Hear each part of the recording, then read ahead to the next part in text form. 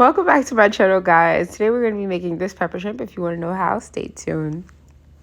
So you get the full head-on shrimp to make pepper shrimp, and I cut all of the extra tentacles and that sharp part off the head off. If you want to leave it, feel free.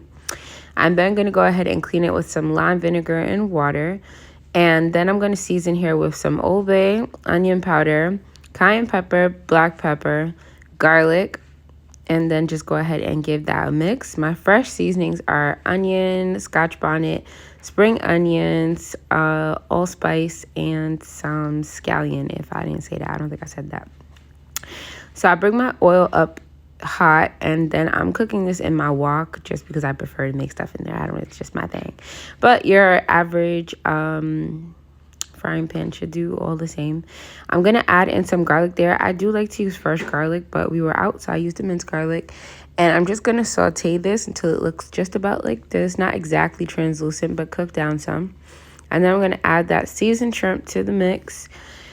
And automatically you will notice that the shrimp starts to turn pink, which is an indication that the shrimp has began cooking. But pepper shrimp has that really red taste, really red color.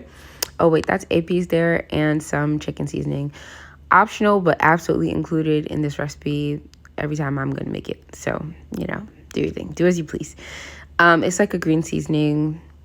I'm now gonna go ahead and put some red food coloring there. Like I said, pepper shrimp has that red, very bright red color. So I'm gonna add a few drops directly to the shrimp, and then I'm going to take the bowl that the shrimp was seasoned in, and I'm gonna add a couple of drops of the red food coloring into there with some water to pick up the rest of those seasonings. Add it to the pot, and I'm just going to let this simmer for another few minutes. You don't want to cook this too long because shrimp easily overcooks, guys.